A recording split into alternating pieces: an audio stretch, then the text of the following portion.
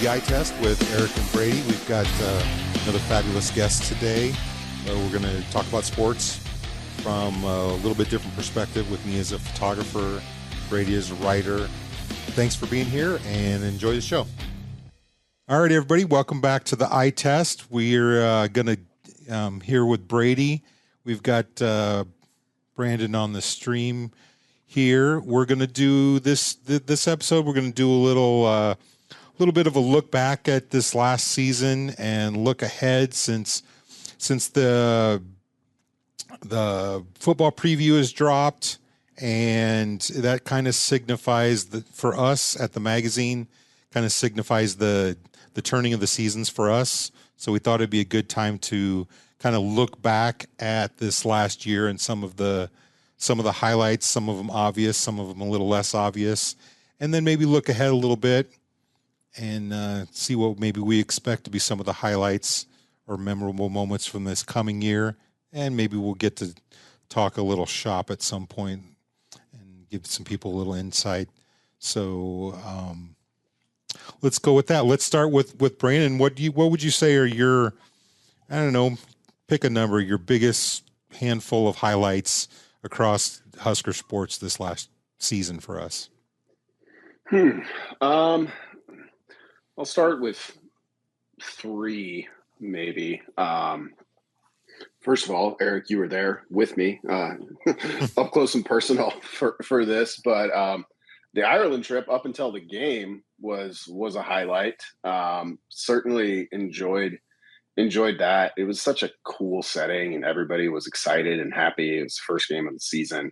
And then, of course, things didn't go Nebraska's way. Though if you're in the stands instead of in the press box or on the sidelines like you, Eric, maybe you didn't notice because the internet went out and free beer for all.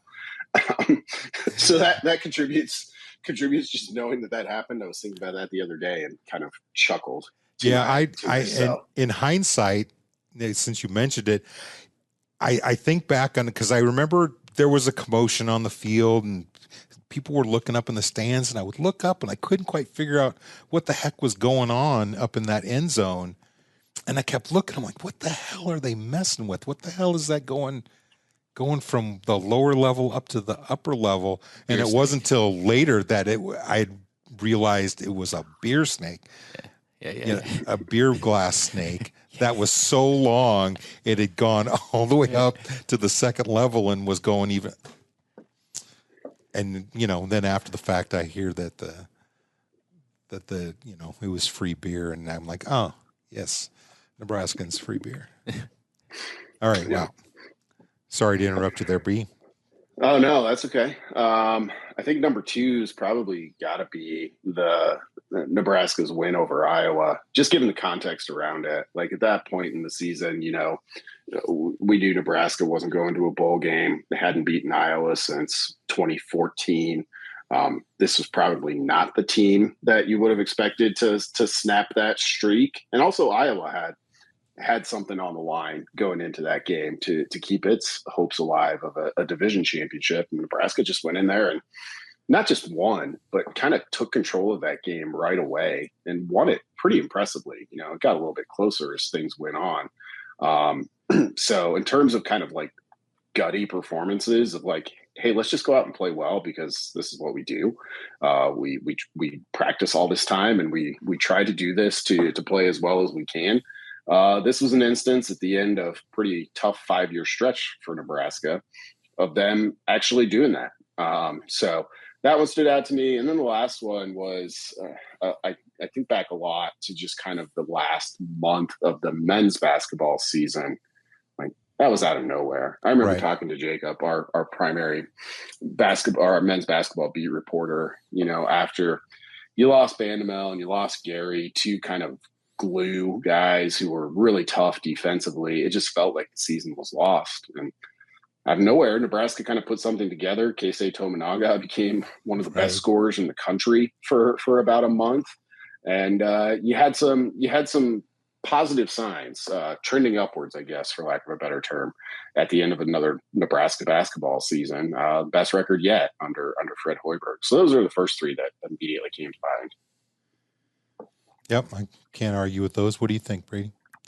Well, mine's a little bit skewed, and I don't want to be a copycat, so I'm not going to copy anything that Brandon said. But also just build on it. Okay, yeah, I'll build off of it. Well, for one, selfishly, I can't say Ireland because I wasn't there. I mean, I think looking back at it, it was obviously like a signal. That was after all of the immense changes and everything that happened, even, everybody wanted Scott Frost to work out. And I think when it didn't work out, people were kind of taken aback because people were so locked in that it was a surefire thing. To even, Trev famously said there's no like statistical reason that says that this is going to work out after they brought Scott back in for that last season. And then they made the immense changes in the wholesale offensive changes and everything. And then it just fell apart. And it just so clearly proved like now this whole season, I think at the time it was like this whole season could just be lost completely because of a decision made months prior. And obviously, we look and see how even the thoughts of maybe this is Northwestern's year. They usually are good in like even numbered seasons. Well, that didn't turn out to be the case. But I just, the first time it was, because the North Dakota game was weird too. I mean, it was one of those where like North Dakota had that drive that took like 8 minutes off the clock in a tie game. And it was, I mean, that was the most deflated. And I've been to a lot of deflating moments in Memorial Stadium. That was one of the most like deflating times because it was like there's no way that this should happen.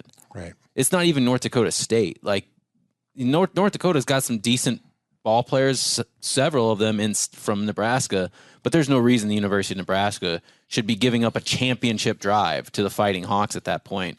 And then obviously the one, I say all that to say the big one that stands out for me is Georgia Southern for obvious reasons, but also I think we were down on the sidelines in that northwest corner of the end zone when Nebraska when Georgia Southern scored their final touchdown and then Nebraska had got the ball back and it was like, this isn't enough time.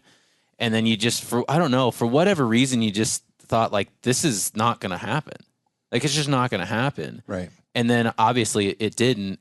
And I remember like the feeling in the weight room for the press conference and walking away.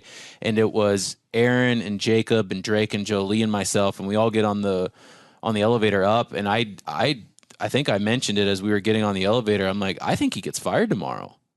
I don't think that there's the feeling that you got immensely from that the student section chanting for your head coach to be fired, which is not something that happens at Nebraska right. ever. And the overwhelming feeling at that point, coupled with the Northwestern game, I just distinctly like feeling odd of like, I think he's going to get fired tomorrow. And obviously that it turned into the busiest Sunday in a while, and I haven't known peace since. But there was that. The Rutgers game stands out for me, honestly, not just because it was a wild trip, but there was no reason Nebraska won that game. There's absolutely no reason Nebraska should have won that game. Right. That first half was one of the most miserable displays I've ever seen from a Power 5 college football team and a half, and somehow they did. And then I want to say one of the basketball ones, but also to be quite blunt, everybody, I did not follow Nebraska basketball that closely because I had a whole coaching search and everything to follow. But I'll give the soccer team a shout out. They went to St. Louis and lost 5-0, like in late September. And St. Louis was a top 20 team at the time, but it was by far Nebraska's worst game. And then head coach John Walker kind of rallied the team and was like, "What do you want to do? Like, this isn't going to be the thing that defines you unless you let it. Like, you are who you want to be." Right. And from then, Nebraska came back. They tied NC State and USC while being definitively the better team in both games at Hibner. And then they went on and they put a run in and made the semifinals of the Big Ten tournament and lost to number 1 Michigan State 2-1. When Michigan State was an incredibly good team. We're talking a top 10 soccer team last year, and after an immense turnaround themselves. But that soccer, and they did it with like one senior. I mean, this is a really young team, so they're going to be really good this upcoming year. Those are ones that that are going to stand out to me when I think back of this last athletic year. Right. Well, I'll just build off you two a little bit, and it's the obvious one. I mean, I don't know if it was the Georgia Southern game, but there was that moment where, and I made a picture that wound up being a cover when I personally think, and I'm probably projecting a little, but it certainly felt like it was the moment that Scott realized he was not long for the job. Yeah. And I had been hunting him long enough to it just felt like that moment. To get that photo. I just can't get a break. And there was some breaks that went their way, but I don't generally go down that road. And then there was the interim coach and the way the team responded in that moment, and it culminated like Brandon said in the Iowa game. That certainly felt like the football team had turned a corner mentally. Yeah. Right. Now there were a lot of logistics and coaching that need to happen, but it certainly felt like the energy had changed in the locker room, and they finally believed they could win a game and found a way to win it. Yeah. And then basketball for me, it was all K-State for me. Yeah. I mean, and Brandon touched on it, that it felt like a lost season, and then all of a sudden this spark that nobody expected. A role player off the bench comes off and starts a fire on this team, and I've been covering Husker basketball for a fair bit of time, and there was some of that was about as loud as I've heard Pinnacle Bank Arena. I mean, the excitement was back, and whether or not they had all the parts to actually make it work, it'll be exciting this year. Yeah, that was the loudest since a Lance Jeter jump shot. Right. I've heard that place. And then, for the other thing that this year, and I'll touch on the baseball team since you went soccer, I think we all just expected a little bit more out of baseball this year. Yeah. Nobody Nobody expected midweek pitching to be that poor. And I don't know if it was just talent. I'm still a coaching guy that as bad as they were, they should have been better. Yeah. At least at bare minimum functional. And I think that hurt a team that clearly had the offense to win some baseball games. So those were the three for me from this last year. That just jump off the page. I know we all beat the low hanging fruit, but sometimes the low hanging fruit is so ripe you have to pick it multiple times. All right, let's go ahead and look ahead a little bit. What do you think, Brandon? What are you looking forward to this most in this next year? I think Volleyball Day in Nebraska, getting to play that match in Memorial Stadium is going to be a wild atmosphere from a magazine perspective. I'm already thinking about what we can do with that. You and me both. I'm thinking about one picture, and John and I have already talked about it. I said I don't care. I could care less about the actual volleyball match. I could care less. I'm going to go up to the last row of the stadium into my favorite little corner. Yeah. And I'm going to make the picture. Let's be positive. I'm going to make the picture of the world record with a super wide angle lens from way up top. Are they counting Scotty McCreery's roadies in the attendance record? I think that might put it over the edge. I think they're going to count every body in the building. Wow, that's what they usually do. But, yeah, that's going to be super cool, obviously. And you're talking about a chance to have the most attended women's sporting event in U.S. history, if they get there, and I think they probably will. And how about? And then you get a spin. Yeah. Oh no, I was going to say, and how about the I was thinking about this the other day, that, going, towards the end of August, the most exciting thing that everybody's going to be talking about to start off the fall is volleyball. Yeah. Right. And not the first kickoff of football season, but volleyball. I think that's awesome. Yeah. But yeah, I agree. And then 24 hours later, right, you get football. It's one day. Like, I'm super envious of anyone who's like, oh, well, we're going to the volleyball match in Memorial Stadium. Wake up the next morning, headed to Minneapolis to watch the rural era get underway against a team that they've struggled against of late, and a Minnesota team that's should be pretty good again. It's not a soft open for not at all. Coach Rule and his new staff at all. So I could almost just pick that game as another highlight, because it is. But I've probably spent more time, and Brady knows, we've talked about it, whether he wants to or not. Sometimes I just jump in there and start going. But Colorado fascinates me. It would be an interesting game regardless, just because it's between Nebraska and Colorado and everything that has meant over the years of programs. But then you add Deion Sanders into the mix, and things get super interesting. So I've been anxiously awaiting that game. Yeah, I agree. I think the Colorado game, just the setup for the game, like, okay, it's an old rivalry dating way back, and so there's history there. But then you have two new coaches who really couldn't be more polar opposite in how they do everything.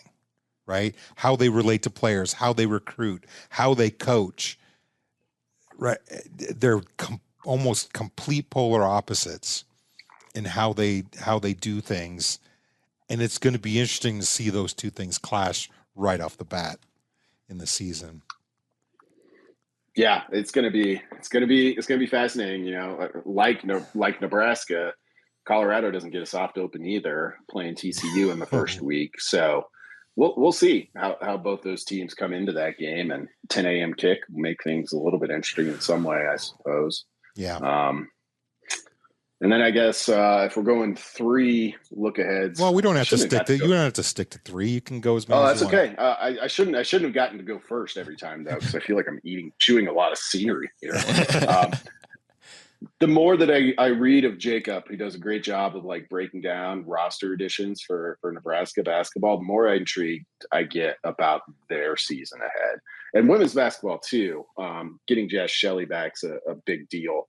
And we'll see, this women's basketball came into this past season ranked in the top 25 with some pretty high expectations, had a key injury and fell a little bit short of those expectations. But this might be a good year for them, with your best player back in Jazz Shelley, in my opinion, to sneak up on people a little bit. Nebraska men, I think they've improved their roster. They're losing 2 really, really, they're losing the heart and soul, since we need 2 of them, of the team. When you talk about Griesel and Walker, those guys did a lot. So it's not like you look at Nebraska on paper and be like, oh yeah, they're going to be top half of the Big Ten. But I think they have the chance with some of these roster additions they've made. So I'm pretty intrigued by the men's basketball season we're going to see this winter. You want me to go, Eric? Or do you want to go? No, go. Okay. Well, I'll just take what's left. Yeah, well, right off the bat, the obvious one is the return of DeColdis Crawford to Lincoln when Louisiana Tech comes to Memorial Stadium. To be quite honest, I'm trying to think of a football game that stands out that may be different. I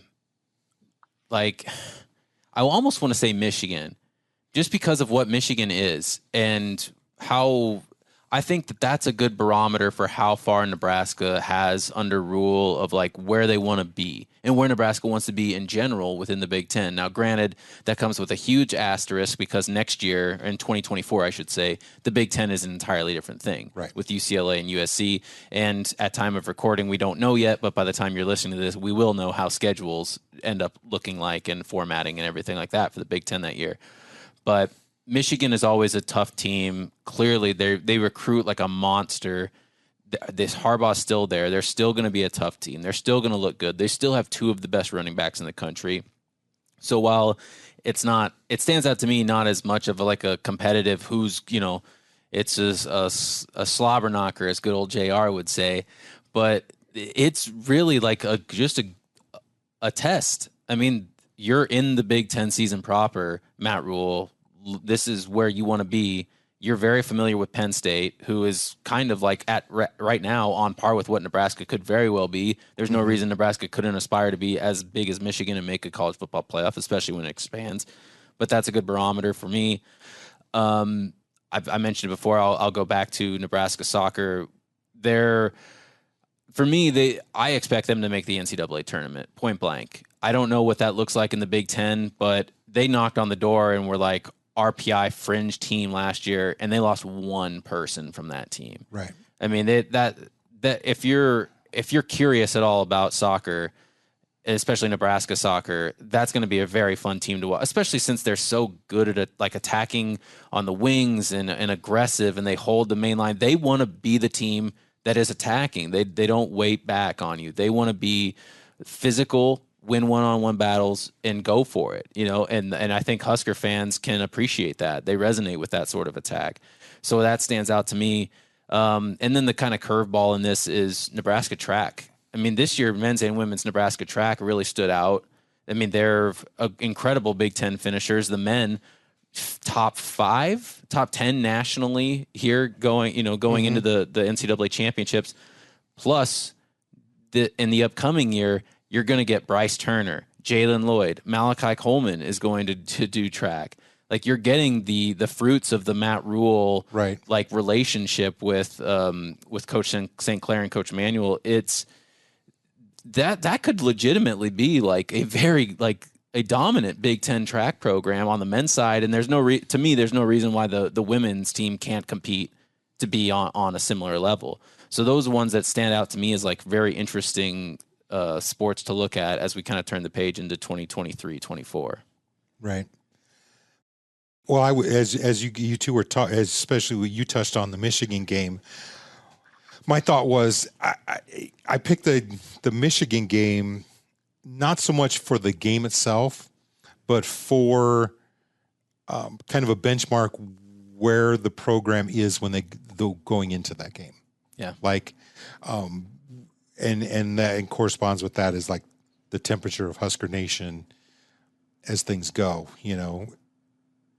If the moon and the stars aligned and they were going into a Michigan game undefeated, the temperature of Husker Nation would be through the roof. Oh, right. Man. And so I see that week before that game and where they are, where are they sitting and how does it look could be a really good indicator of what we might expect or what expectations might be for the rest of the year. Yeah.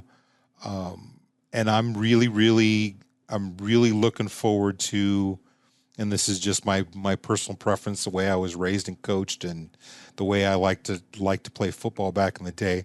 I'm really looking forward to like really a return to some smash mouth football, and I know you are. You remember I called the spring game. I'm not going to let anybody forget it.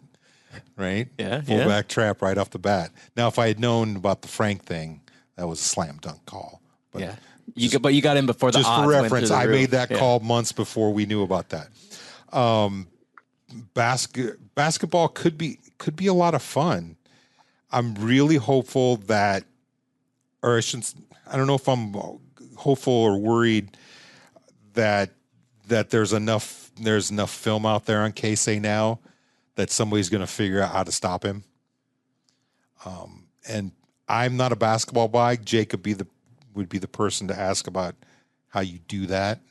I don't know. I assume you get a body out on there and glue that body to him, but he moves so well off ball that I don't know that there's a whole lot of people that could stick to him through 4 screens. You can't do it unless you open up somebody else on Nebraska's team. So So that's going to be interesting to watch. And how is Husker? Let's just return to this. How is Husker baseball nation going to respond if the team underperforms again?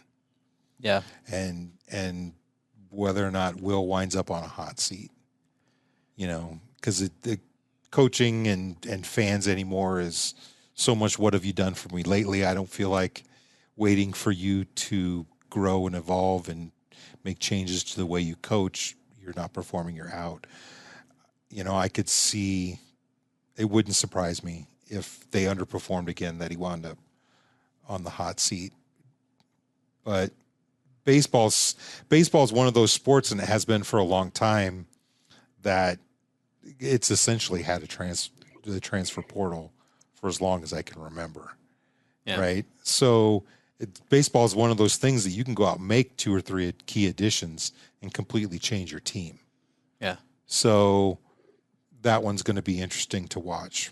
And it's worth bringing up, like, on the women's side, the women's basketball team, they had I mean, Drake would know far better than me and might have a better descriptor for it, but I just thought it was a strange season. They were, by January, they just had odd injuries, and just the way that they were, like, the way that their season set up did not favor them a lot of the same way that the men's team turned out. But, Amy Williams kind of rallied that team together to where they were pushing for something really special there towards the end of the year. And then Husker softballs, it deserves to be brought up too, because while I believe they lose Maya Field, they lose Maya because she just graduated with her doctorate or whatever. Congratulations, Maya.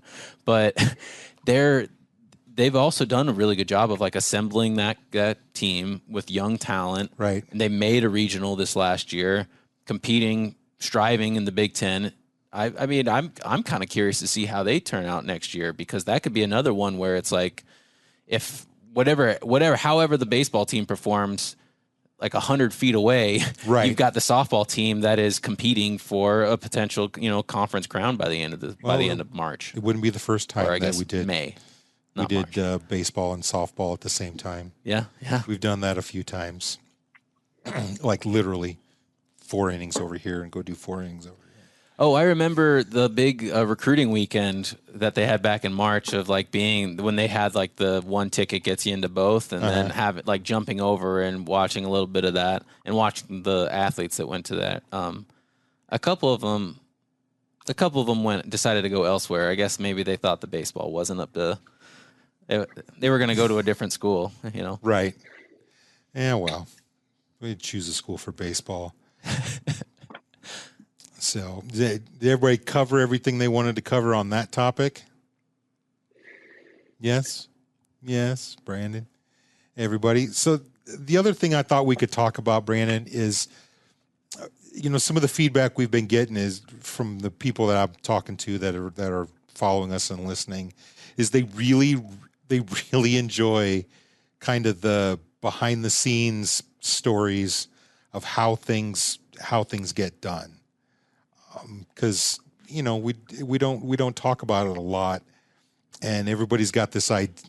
My friends for my entire career just think that being down on the sidelines is the best place to be, and I keep telling them, honestly, your couch with a 70-inch TV, I promise you, is a better view of the game than what I've got, right? Which is why I did a couple of those posts last year of, the screens, the video off the TV, and then show them a series of, this is what I saw. You saw everything develop, and I saw a guy poke his head out around the corner and run. Yeah. And then get tackled. I promise, so, but people seem to really enjoy some of that stuff.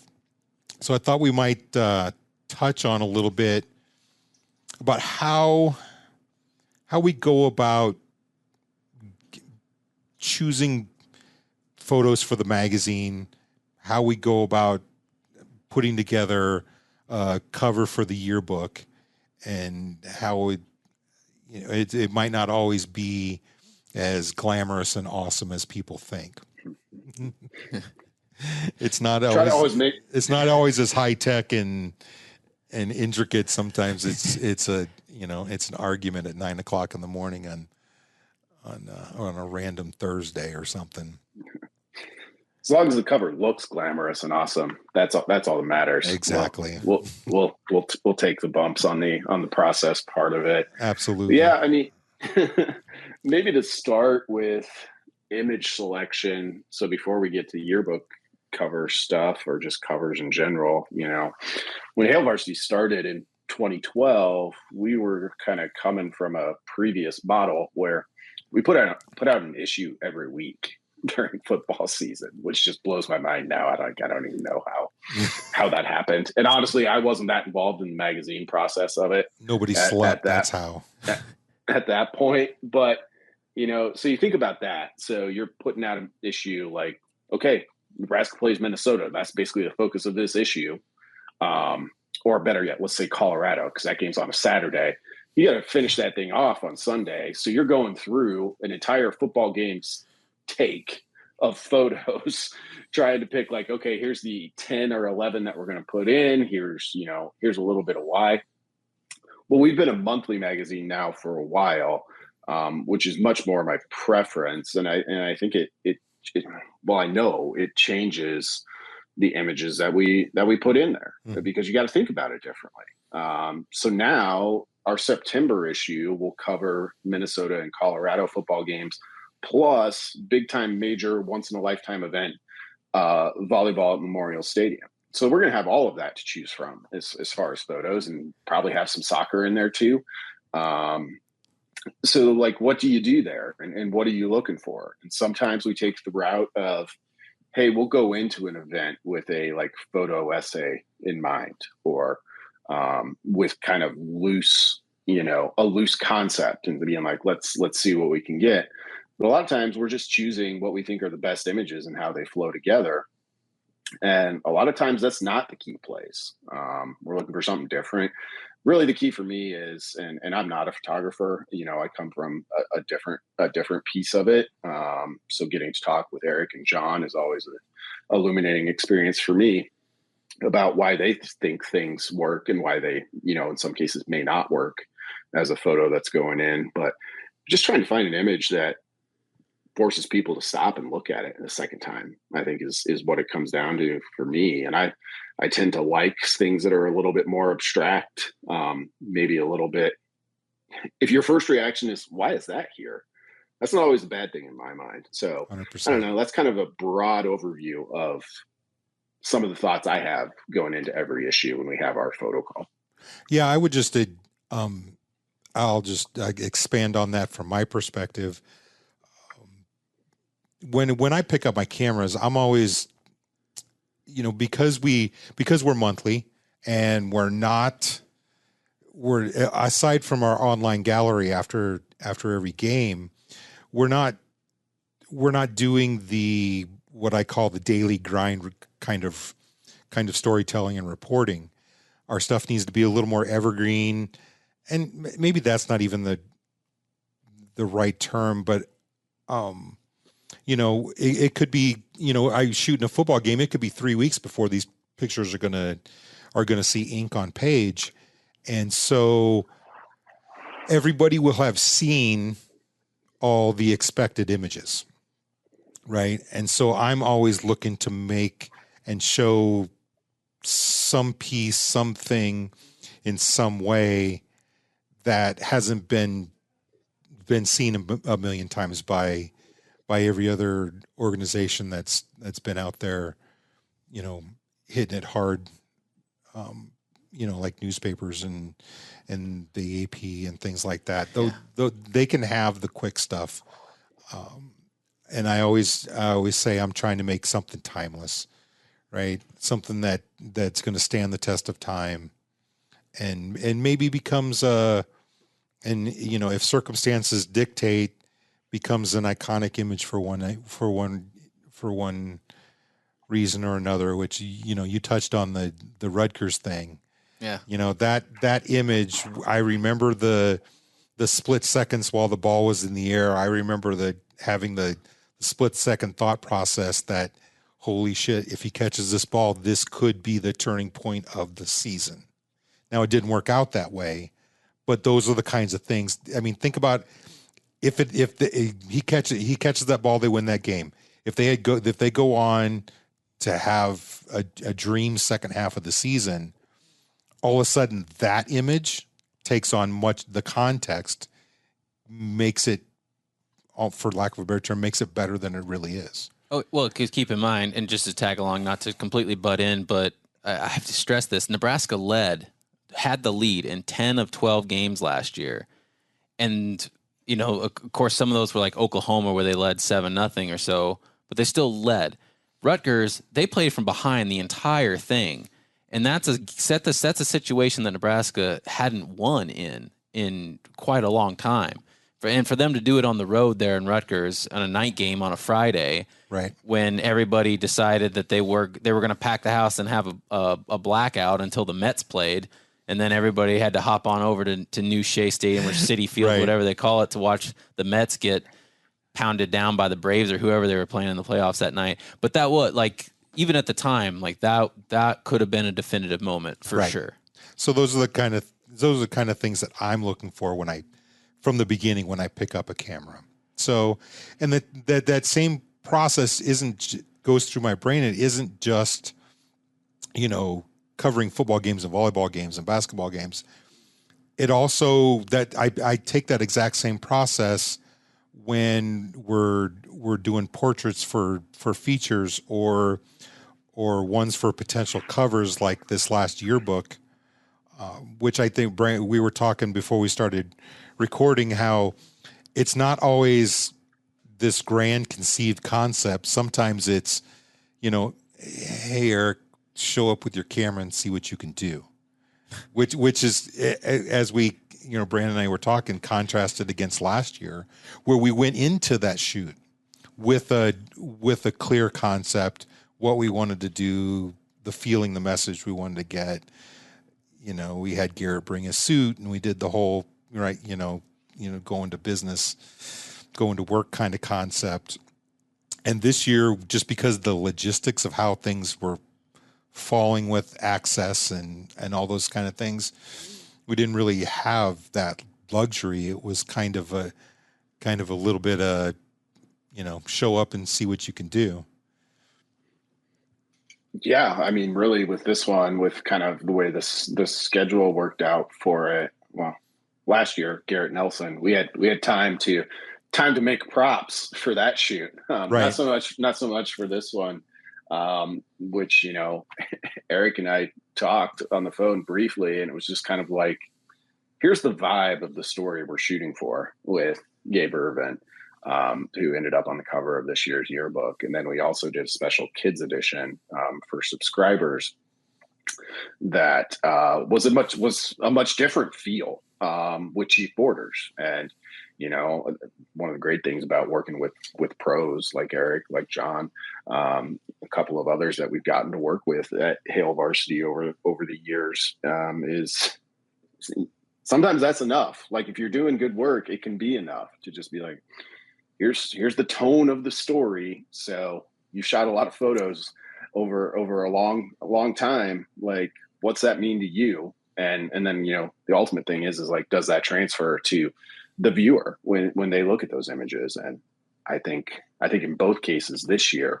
where we were kind of going for maybe opposite ends of the spectrum, of the emotional spectrum, so to speak, with right. two different players, I think they both come across pretty clearly. So yeah, credit to you, Eric. And sometimes it's, like this year, it was, like when we were talking about it, this just felt like it was a time to keep it simple, stupid. Yeah. Don't overthink it. That's where it comes down to, just find an interesting piece of light and communicate with your subject the vibe we're going for. And really, honestly, Gabe was so good that I didn't even have to communicate with him a lot, other than, move your head this way, that way, into and away from the light. And he just gave me what I wanted without a whole lot of direction. So, and that's always better when it's natural, when it happens naturally, it comes through. It reads a hell of a lot better as a photo. Yeah. Yeah, I mean, we didn't end up getting Bob Wager with his feet kicked up on motorcycle handlebars at midfield like I was kind of hoping. But, I mean, if Herbie Husker can do it, if the new Herbie Husker can ride around on a motorcycle inside the stadium, I don't know why the tight ends coach can't. But I don't know, and I'll just add in from my thing, like mostly handling writing duties now, having my like short stint of like running newspapers and handling like a more of a photo and like design aspect of it than I do now.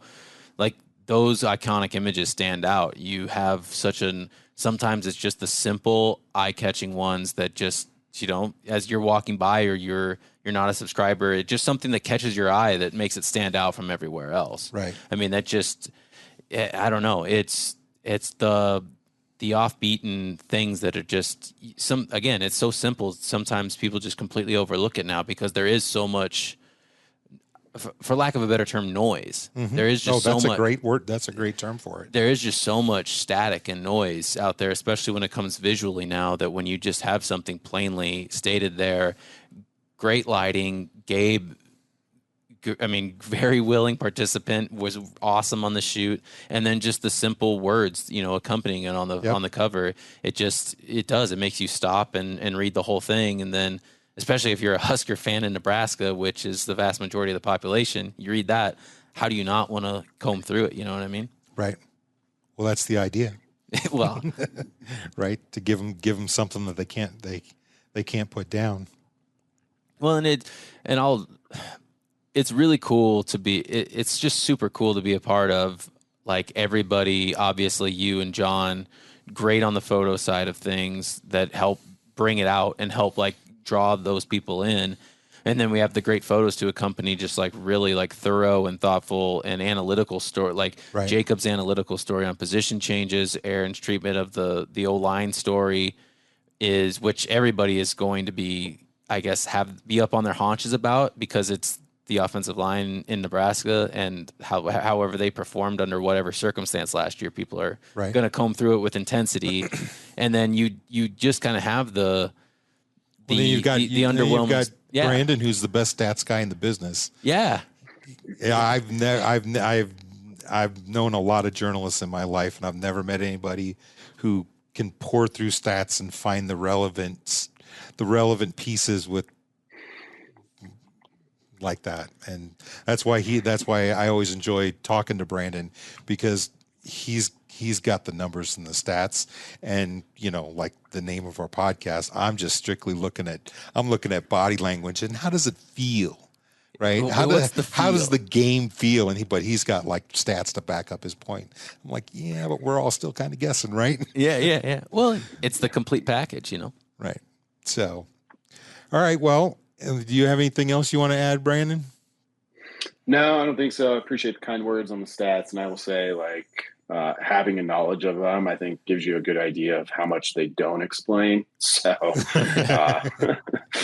there's a lot of randomness still involved in a football game every Saturday, despite anybody's best efforts to try and explain away what we can explain. Well, hopefully this year we don't have to explain away so many things. I don't know. It's just going to be super interesting. It's going to be fun to see. It's going to be fun. I could write a biography on half the coaching staff at this point. I just give us some games, people. I know at this point, everybody's just like, well, shit, they got to play. Yeah. They got to play. All right. Well, on that note, we'll go ahead and wrap up this issue of the Eye Test. I'm Eric. This is Brady. Thanks, Brandon, for bopping in and give us a conversation. And hit those subscribe buttons and bells and all those little things on there so that you know when we drop the next one. With that, we'll see you next time. A Hurrdat Sports Network production.